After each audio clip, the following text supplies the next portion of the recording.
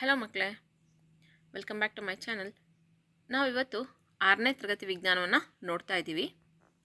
Last ವಿಡಿಯೋದಲ್ಲಿ 3ನೇ ಪಾಠದ ಅಂದರೆ ಎಳೆಯಿಂದ ಬಟ್ಟೆ ಆ ಪಾಠದ ಅಭ್ಯಾಸವನ್ನು ನೋಡಿದ್ವಿ. ಆ ಪಾಠ ಆ ವಿಡಿಯೋದಲ್ಲಿ ಮುಗೀತು. ನೆಕ್ಸ್ಟ್ ಈಗ 4ನೇ ಪಾಠ, ಪದಾರ್ಥಗಳನ್ನು ಗುಂಪುಗಳಾಗಿ ವರ್ಗೀಕರಿಸುವುದು. ಪದಾರ್ಥಗಳು ಅಂದರೆ ವಸ್ತುಗಳು. 4ನೇ ಪಾಠ ಇದು. ನಮ್ಮ ಸುತ್ತಲಿನ ವಸ್ತುಗಳು. ನಮ್ಮ ಆಹಾರ ಮತ್ತು ಬಟ್ಟೆಗಳಲ್ಲಿ ಹಲವಾರು ವಿಧಗಳಿರುವುದನ್ನು ನಾವು ನೋಡಿದೆವು. ಕೇವಲ ಆಹಾರ ಮತ್ತು ಬಟ್ಟೆಗಳಷ್ಟೇ ಅಲ್ಲ, ಅದಕ್ಕೂ ಹೆಚ್ಚಿನ ವೈವಿಧ್ಯಮಯವಾದ ವಸ್ತುಗಳನ್ನು ಎಲ್ಲ ಕಡೆಗಳಲ್ಲಿಯೂ ಇವೆ.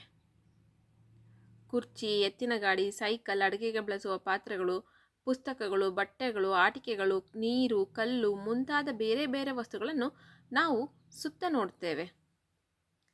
ಈ ಎಲ್ಲ ವಸ್ತುಗಳು ವಿವಿಧ ಆಕಾರ, ಬಣ್ಣ ಮತ್ತು ಉಪಯೋಗಗಳನ್ನು ಹೊಂದಿವೆ. ಇಲ್ಲಿ ಚಿತ್ರ ಕೊಟ್ಟಿದ್ದಾರೆ ನೋಡಿ. ನಮ್ಮ ಸುತ್ತಲಿನ ವಸ್ತುಗಳು ಏನೇನಿದ್ದಾವೆ ಇದರಲ್ಲಿ? ಒಂದು ಗೊಂಬೆ ಕಾಣಿಸ್ತಾ ಇದೆ, ಒಂದು ಲೋಟ ಕಾಣಿಸ್ತಾ ಇದೆ, ಒಂದು ಬೀಗ ಕಾಣಿಸ್ತಾ ಇದೆ, ಆಟಿಕೆಗಳು ಕಾಣಿಸ್ತಾ ಇದ್ದಾವೆ, ಮೊಬೈಲ್ ಕಾಣಿಸ್ತಾ ಇದೆ, ಆಮೇಲೆ ಒಂದು CD ಕಾಣಿಸ್ತಾ ಇದೆ. ಹೀಗೆ ಬೇರೆ ಬೇರೆ ಥರದ ಕಟ್ಟಿಂಗ್ ಪ್ಲೇಯರು, ಹೀಗೆ ಬೇರೆ ಬೇರೆ ಥರದ ವಸ್ತುಗಳನ್ನು ನಾವಿಲ್ಲಿ ನೋಡ್ತಾ ಇದ್ದೀವಿ. ಸೊ ನಮ್ಮ ಸುತ್ತಮುತ್ತ ನಾವು ಪ್ರತಿನಿತ್ಯ ಸಾಕಷ್ಟು ವಸ್ತುಗಳನ್ನು ನೋಡ್ತೀವಲ್ವ. ಇಲ್ಲಿ ಕೊಟ್ಟಿದ್ದಾರಲ್ಲ, ಅಡುಗೆಗೆ ಬಳಸುವಂಥ ಪಾತ್ರೆಗಳು, ಎತ್ತಿನ ಗಾಡಿ ಇತ್ತೀಚೆಗೆ ತುಂಬ ರೇರ್ ಆಗಿದೆ. ಅಂದರೆ ಈಗೆಲ್ಲ ನಾವು ಕಾರು, ಜೀಪು, ಬೈಕು ಅಂಥವೆಲ್ಲ ನೋಡ್ತೀವಿ. ಎತ್ತಿನ ಗಾಡಿ ಸ್ವಲ್ಪ ಕಷ್ಟ ನೋಡ್ದು ಅಲ್ವಾ, ತುಂಬ ಕಡಿಮೆ ಆಗಿದ್ದಾವೆ. ಸೊ ಕುರ್ಚಿ, ಸೈಕಲ್ಲು ಮತ್ತು ಪುಸ್ತಕಗಳು, ಆಟಿಕೆಗಳು, ಇವಾಗೇನು ಎಂತೆಂಥ ಆಟಿಕೆಗಳಿದ್ದಾವೆ. ಎಲ್ಲ ರೀತಿಯ ವಸ್ತುಗಳನ್ನು ನಾವು ನೋಡ್ತೀವಿ. ಮತ್ತು ಆ ಎಲ್ಲ ಕೆಲವೊಂದು ವಸ್ತುಗಳು ಅದರದೇ ಆದ ಉಪಯೋಗಗಳನ್ನು ಹೊಂದಿವೆ. ಅಂದರೆ ಎಲ್ಲ ವಸ್ತುಗಳು ಅದರದೇ ಆದ ಉಪಯೋಗಗಳನ್ನು ಹೊಂದಿದ್ದಾವೆ. ನಿಮ್ಮ ಸುತ್ತಲೂ ಇರುವ ಗೋಲಾಕಾರದ ವಸ್ತುಗಳನ್ನು ಗುರುತಿಸಿ. ಅಂದರೆ ನಿಮ್ಮ ಸುತ್ತಮುತ್ತ ಇರುವಂತಹ ರೌಂಡ್ ಆಗಿರುವಂತಹ ಆಬ್ಜೆಕ್ಟ್ಸ್ನ ನೀವು ಇಲ್ಲಿ ಗುರುತಿಸಿ ಅಂತ ಹೇಳಿದ್ದಾರೆ. ರಬ್ಬರ್ ಚೆಂಡು, ಕಾಲ್ಚೆಂಡು ಮತ್ತು ಒಂದು ಗಾಜಿನ ಗೋಲಿ ನಮ್ಮ ಪಟ್ಟಿಯಲ್ಲಿ ಸೇರಿಕೊಳ್ಳಬಹುದು. ಹೌದಲ್ವಾ? ರಬ್ಬರ್ ಚೆಂಡು ರೌಂಡ್ ಆಗಿರುತ್ತೆ, ಕಾಲ್ಚೆಂಡು ಕೂಡ ರೌಂಡ್ ಆಗಿರುತ್ತೆ, ಹಾಗೆ ಗೋಲಿನೂ ಕೂಡ ರೌಂಡ್ ಆಗೇ ಇರುತ್ತೆ. ಗೋಲಾಕಾರಕ್ಕೆ ಹತ್ತಿರವಿರುವ ವಸ್ತುಗಳನ್ನು ಸೇರಿಸಿಕೊಂಡಲ್ಲಿ ಸೇಬು, ಕಿತ್ತಳೆ ಮತ್ತು ಮಣ್ಣಿನ ಮಡಕೆಯಂತಹ ವಸ್ತುಗಳು ಸೇರಿಕೊಳ್ಳುತ್ತವೆ. ಅಂದರೆ ಗೋಲಾಕಾರಕ್ಕೆ ಅಂದರೆ ರೌಂಡ್ ಶೇಪಿಗೆ ಹತ್ತಿರ ಇರೋಂಥವು ಯಾವುವು? ಸೇಬು, ಕಿತ್ತಳೆ ಹಣ್ಣು, ಮಡಿಕೆ ಅಂದರೆ ಮಣ್ಣಿನ ಮಡಿಕೆ, ಅವೆಲ್ಲನ ಒಂದು ರೌಂಡ್ ಶೇಪಿಗೆ ಹತ್ತಿರ ಆಗಿರುವಂತಹ ಕೆಲವೊಂದು ವಸ್ತುಗಳು. ಖಾದ್ಯ ವಸ್ತುಗಳ ಬಗ್ಗೆ ಆಲೋಚಿಸಿದರೆ ಘಟಕ 1ರ ಕೋಷ್ಟಕ 1.1, 1.2 ಮತ್ತು 1.3 ಇವುಗಳಲ್ಲಿ ಪಟ್ಟಿ ಮಾಡಿದ ಎಲ್ಲ ವಸ್ತುಗಳನ್ನು ನಾವು ಸೇರಿಸಿಕೊಳ್ಳಬಹುದು. ನೋಡಿ, 1ನೇ ಪಾಠದ 1.1 ಇಲ್ಲಿ ನೋಡಿ. ಇಡ್ಲಿ ಇದೆ, ಚಟ್ನಿ, ಸಾಂಬಾರ್, ಮೀನು. ಇಡ್ಲಿ ರೌಂಡ್ ಶೇಪಲ್ಲಿ ಇದೆ, ಚಟ್ನಿ ಅವನ್ನೆಲ್ಲ ನಾವು ಯಾವ ಪಾತ್ರೆಗೆ ಹಾಕ್ತೀವೋ ಆ ಶೇಪನ್ನು ಪಡ್ಕೋತಾವಲ್ವಾ.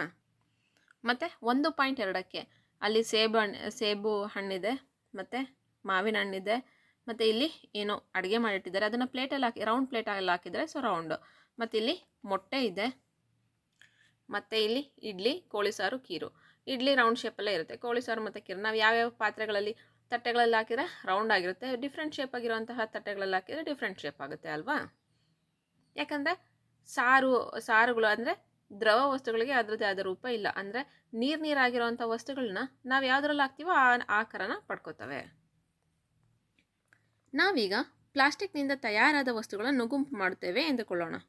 ಬಕೆಟ್ಗಳು, ತಿಂಡಿ ಡಬ್ಬಗಳು, ಆಟಿಕೆಗಳು, ನೀರಿನ ಬಾಟಲಿಗಳು, ಪೈಪುಗಳು, ಇನ್ನು ಮುಂತಾದ ಈ ರೀತಿಯ ವಸ್ತುಗಳು ಈ ಗುಂಪಿನಲ್ಲಿ ಸೇರಿಕೊಳ್ಳಬಹುದು. ವಸ್ತುಗಳನ್ನು ಗುಂಪು ಮಾಡುವ ಹಲವಾರು ವಿಧಾನಗಳಿವೆ. ಮೇಲಿನ ಉದಾಹರಣೆಗಳಲ್ಲಿ ವಸ್ತುಗಳನ್ನು ಅವುಗಳ ಆಕಾರ ಮತ್ತು ಅವು ಯಾವ ಸಾಮಗ್ರಿಯಿಂದ ಮಾಡಲ್ಪಟ್ಟಿವೆ ಎಂಬುದರ ಆಧಾರದ ಮೇಲೆ ನಾವು ಗುಂಪು ಮಾಡಿದ್ದೇವೆ. ಅಂದರೆ ಆವಾಗಲೇ ನೋಡ್ದಂಗೆ ಹಣ್ಣುಗಳು ಅವೆಲ್ಲನ ಈ ಗೋಲಾಕಾರಕ್ಕೆ ಹತ್ತಿರವಾಗಿರೋವು. ರಬ್ಬರ್ ಚೆಂಡು, ಕಾಲ್ಚೆಂಡು ಅವೆಲ್ಲ ಗೋಲಾಕಾರದಲ್ಲಿ ಇರೋವು. ನಮ್ಮ ಸುತ್ತಲಿರುವ ಎಲ್ಲ ವಸ್ತುಗಳು ಒಂದು ಅಥವಾ ಒಂದಕ್ಕಿಂತ ಹೆಚ್ಚು ಪದಾರ್ಥಗಳಿಂದ ಮಾಡಲ್ಪಟ್ಟಿವೆ. ಈ ಪದಾರ್ಥಗಳು ಗಾಜು, ಲೋಹ, ಪ್ಲಾಸ್ಟಿಕ್, ಮರ, ಹತ್ತಿ, ಕಾಗದ ಮತ್ತು ಮಣ್ಣು ಆಗಿರಬಹುದು. ಪದಾರ್ಥಗಳಿಗೆ ಇನ್ನೂ ಹೆಚ್ಚಿನ ಉದಾಹರಣೆಗಳನ್ನು ಯೋಚಿಸುವಿರಾ? ನಮ್ಮ ಸುತ್ತಮುತ್ತಲಿನ ಪದಾರ್ಥಗಳು ನಾವು ಬೆಳಿಗ್ಗೆಯಿಂದ ಸಂಜೆವರೆಗೂ ಎಷ್ಟೊಂದು ರೀತಿಯ ಪದಾರ್ಥಗಳನ್ನು ಉಪಯೋಗಿಸ್ತೀವಲ್ಲ. ಬೆಳಿಗ್ಗೆ ಎದ್ದಾಗ ಬ್ರಷ್ ಮಾಡೋಕ್ಕೆ ಬ್ರಷ್ ಇರ್ಬೋದು, ಸೋಪ್ ಇಡೋದಕ್ಕೆ ಇರೋವಂಥ ಸೋಪ್ ಬಾಕ್ಸ್ ಇರ್ಬೋದು, ಸೋಪ್ ಇರ್ಬೋದು, ಆಮೇಲೆ ಸ್ನಾನ ಮಾಡೋದಕ್ಕೆ ಬಕೆಟ್ಸ್ ಇರ್ಬೋದು, ಬಟ್ಟೆಗಳಿರ್ಬೋದು, ಮತ್ತು ಊಟ ಮಾಡೋದಕ್ಕೆ ತಿಂಡಿ ತಿನ್ನೋದಕ್ಕೆ ನಾವು ಯೂಸ್ ಮಾಡೋವಂಥ ಪಾತ್ರೆಗಳು, ಇವೆಲ್ಲನ ಪದಾರ್ಥಗಳು ಇವು ಒಂದು ಗಾಜಿನಿಂದ ಮಾಡಲ್ಪಟ್ಟಿರ್ತವೆ, ಇಲ್ಲ ಲೋಹದಿಂದ. ಲೋಹಗಳು ಅಂದರೆ ಮೆಟಲ್ಸ್, ಪ್ಲಾಸ್ಟಿಕ್ಕು, ಮರ, ಹತ್ತಿ, ಕಾಗದ ಅಥವಾ ಮಣ್ಣು ಇಷ್ಟರಿಂದ ಮಾಡಲ್ಪಟ್ಟಿರ್ತವೆ. ನೀವು ಇನ್ನೂ ಹೆಚ್ಚಿನ ಪದಾರ್ಥಗಳಿಗೆ ಇನ್ನೂ ಹೆಚ್ಚಿನ ಉದಾಹರಣೆಗಳನ್ನು ನಾವು ಹೇಳಿದ್ನಲ್ವ, ಬೆಳಿಗ್ಗೆಯಿಂದ ರಾತ್ರಿವರೆಗೂ ಏನೇನು ಯೂಸ್ ಮಾಡ್ತೀವೋ ಅವನ್ನೆಲ್ಲನ ಪದಾರ್ಥಗಳಂತಲೇ ನಾವು ಕರೆಯೋದು. ಚಟುವಟಿಕೆ 1. ನಮ್ಮ ಸುತ್ತಲಿರುವ ವಸ್ತುಗಳನ್ನು ಎಷ್ಟು ಸಾಧ್ಯವೋ ಅಷ್ಟು ಸಂಗ್ರಹಿಸೋಣ. ದಿನನಿತ್ಯ ನಾವು ಬಳಸುವ ವಸ್ತುಗಳಲ್ಲಿ ಕೆಲವು ಮನೆಯಲ್ಲಿ, ಕೆಲವು ತರಗತಿಯಲ್ಲಿ ಅಥವಾ ಶಾಲೆಯ ಹೊರಗೆ ಸಿಗಬಹುದು. ಸೀಮೆಸುಣ್ಣ, ಪೆನ್ಸಿಲ್, ನೋಟ್ಬುಕ್, ರಬ್ಬರ್, ಡಸ್ಟರ್, ಸುತ್ತಿಗೆ, ಮೊಳೆ, ಸಾಬೂನು, ಚಕ್ರದ ಕಡ್ಡಿ ಅಥವಾ ಕೀಲು, ಬ್ಯಾಟು, ಬೆಂಕಿ ಪೆಟ್ಟಿಗೆ, ಉಪ್ಪು, ಆಲೂಗಡ್ಡೆ. ನಾವು ಯೋಚಿಸುವ ವಸ್ತುಗಳನ್ನು ಪಟ್ಟಿ ಮಾಡಬಹುದು, ಆದರೆ ಅವುಗಳನ್ನು ತರಗತಿಗೆ ತರಲಾರೆವು. ಉದಾಹರಣೆಗೆ ಗೋಡೆ, ಮರ, ಬಾಗಿಲು, ಟ್ರ್ಯಾಕ್ಟರ್, ರಸ್ತೆ. ಗೋಡೆ ಎಲ್ಲನ ನಾವು ತರೋಕ್ಕಾಗುತ್ತಾ? ಅಂದರೆ ಸ್ಕೂಲ್ ಗೋಡೆ ಸ್ಕೂಲ್ ಹತ್ರ ಇರುತ್ತೆ, ಮನೆ ಗೋಡೆ ಮನೆ ಹತ್ರನೇ ಇರುತ್ತೆ, ಅವು ಮೂವ್ ಆಗೋಲ್ಲ. ಮರಗಳನ್ನ ತರೋಕ್ಕಾಗಲ್ಲ, ಬಾಗಿಲನ್ನ ತರೋಕ್ಕಾಗಲ್ಲ. ಟ್ರ್ಯಾಕ್ಟ್ರನ್ನ ಕಾಂಪೌಂಡ್ ಒಳಗೆ ತರ್ಬೋದು, ಆದರೆ ಕ್ಲಾಸ್ ರೂಮ್ ಒಳಗೆ ತರಗತಿಗೆ ತರೋದಕ್ಕೆ ಆಗೋದಿಲ್ಲ. ರಸ್ತೆ ತರೋಕ್ಕಾಗುತ್ತಾ? ಇಲ್ಲ ಅಲ್ವಾ? ಯಾರಾದರೂ ಹೇಳ್ಬೋದು ನಾವು ಸ್ವಲ್ಪ ರಸ್ತೆ ಕಿತ್ಕೊಂಡ್ಬಿಟ್ಟು ಅಗದ್ಬಿಟ್ಟು ಕೆಳಗಡೆಯಿಂದ ಎತ್ಕೊಂಬರ್ತೀವಿ ಅಂತ. ಆದರೆ ರಸ್ತೆ ಅಂದರೆ ಅದು ಸ್ವಲ್ಪ ಭಾಗ ಅಷ್ಟೇ. ರಸ್ತೆ ಅಂದರೆ ಪೂರ್ತಿ ರಸ್ತೆ ನಾವು ತರೋಕ್ಕಾಗೋದಿಲ್ಲ ಅಂತ ಹೇಳ್ತಾ ಇರೋದು. ಈ ಸಂಗ್ರಹದಿಂದ ಕಾಗದ ಮತ್ತು ಮರದಿಂದ ತಯಾರಾದ ಎಲ್ಲ ವಸ್ತುಗಳನ್ನು ಬೇರ್ಪಡಿಸಿ ಈ ರೀತಿಯಾಗಿ ವಸ್ತುಗಳನ್ನು 2 ಗುಂಪುಗಳಾಗಿ ನಾವು ವಿಭಾಗಿಸಿದ್ದೇವೆ. ಕಾಗದ ಅಥವಾ ಮರದಿಂದ ಮಾಡಿದ ವಸ್ತುಗಳದ್ದು ಒಂದು ಗುಂಪಾದರೆ, ಈ ಪದಾರ್ಥಗಳಿಂದ ಮಾಡಿರದ ವಸ್ತುಗಳದ್ದು ಇನ್ನೊಂದು ಗುಂಪು. ಹಾಗೆಯೇ ಆಹಾರ ತಯಾರಿಸಲು ಉಪಯೋಗಿಸುವ ವಸ್ತುಗಳನ್ನು ನಾವು ಬೇರ್ಪಡಿಸಬಹುದು. ಅಂದರೆ ಕಾಗದ ಮತ್ತು ಮರದಿಂದ ತಯಾರಿಸುವಂಥ ವಸ್ತುಗಳನ್ನು ಒಂದು ಗುಂಪಾಗಿಸಿದರೆ, ಬೇರೆ ವಸ್ತುಗಳನ್ನ ಇನ್ನೊಂದು ಗುಂಪಾಗಿಸಿದ್ದಾರೆ. ಅದೇ ರೀತಿ ಆಹಾರ ತಯಾರಿಸೋದಕ್ಕೆ ಯೂಸ್ ಮಾಡೋಂಥ ವಸ್ತುಗಳನ್ನು ಒಂದು ಗುಂಪಾಗಿ ನಾವು ಬೇರ್ಪಡಿಸಬಹುದು. ಇದನ್ನು ನಾವು ಇನ್ನೂ ಸ್ವಲ್ಪ ವ್ಯವಸ್ಥಿತವಾಗಿಸೋಣ. ಕೋಷ್ಟಕ 4.1ರಲ್ಲಿ ಸಂಗ್ರಹಿಸಿದ ಎಲ್ಲ ವಸ್ತುಗಳನ್ನು ಪಟ್ಟಿ ಮಾಡಿ. ಪ್ರತಿಯೊಂದು ಯಾವ ಪದಾರ್ಥಗಳಿಂದ ಮಾಡಲ್ಪಟ್ಟಿದೆ ಎಂಬುದನ್ನು ಗುರುತಿಸಲು ಪ್ರಯತ್ನಿಸಿ. ಎಷ್ಟು ಸಾಧ್ಯವೋ ಅಷ್ಟು ವಸ್ತುಗಳ ಬಗ್ಗೆ ಮಾಹಿತಿ ಸಂಗ್ರಹಿಸಿ. ದೊಡ್ಡದೊಂದು ಕೋಷ್ಟಕ ತಯಾರಿಸುವುದು ನಿಮಗೆ ಖುಷಿ ನೀಡಬಹುದು. ಕೆಲವು ವಸ್ತುಗಳು ಯಾವ ಪದಾರ್ಥಗಳಿಂದ ತಯಾರಿಸಲ್ಪಟ್ಟಿವೆ ಎಂಬುದನ್ನು ಕಂಡುಹಿಡಿಯುವುದು ಕಷ್ಟವೆನಿಸಬಹುದು. ಇಂತಹ ಸಂದರ್ಭಗಳಲ್ಲಿ ಪದಾರ್ಥಗಳನ್ನು ಗುರುತಿಸಲು ನಿಮ್ಮ ಸ್ನೇಹಿತರು, ಶಿಕ್ಷಕರು ಮತ್ತು ಪೋಷಕರೊಂದಿಗೆ ಚರ್ಚಿಸಿ. ಇಲ್ಲಿ ಕೊಟ್ಟಿದ್ದಾರಲ್ಲ 4.1ರಲ್ಲಿ ಚಿತ್ರ ಕೊಟ್ಟಿದ್ದಾರಲ್ವ, ಆ ಚಿತ್ರದಲ್ಲಿರುವಂತಹ ವಸ್ತುಗಳು ಯಾವ ಪದಾರ್ಥಗಳಿಂದ ಮಾಡಲ್ಪಟ್ಟಿದೆ ಅಂತೇಳಿ ನೀವು ಕಂಡುಹಿಡಿಬೇಕು.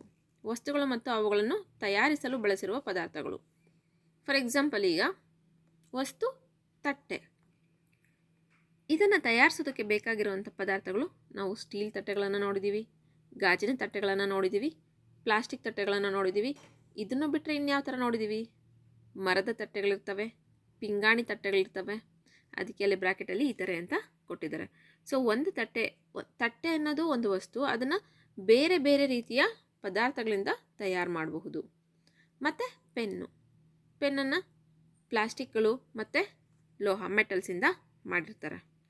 ಇದೇ ರೀತಿ ನೀವು ಈ ಕೋಷ್ಟಕದಲ್ಲಿ ಯಾವ ವಸ್ತು ಯಾವ ಪದಾರ್ಥಗಳಿಂದ ಮಾಡಲ್ಪಟ್ಟಿದೆ ಅನ್ನೋದನ್ನು ನೀವು ಫಿಲ್ ಮಾಡಬೇಕು. ಆಯಿತಾ? ಇವತ್ತಿಗೆ ಇಷ್ಟು ಸಾಕು. ಮುಂದಿನ ನೆಕ್ಸ್ಟ್ ವಿಡಿಯೋದಲ್ಲಿ ನೋಡೋಣ. ಅರ್ಥ ಆಗಿದ್ದರೆ ಒಂದು ಲೈಕ್ ಮಾಡಿ. ಏನಾದರೂ ಬೇರೆ ಕ್ಲಾಸಸ್ ಬೇಕಿತ್ತು ಅನ್ನಂಗಿದ್ರೆ ಕಮೆಂಟ್ ಮಾಡಿ. ಯಾವುದಾದ್ರು ಬೇರೆ ತರಗತಿ ಬೇರೆ ವಿಷಯಗಳನ್ನು ಮಾಡಬೇಕಂದ್ರೂ ಕೂಡ ಕಮೆಂಟ್ ಮಾಡಿ. Thank you for watching.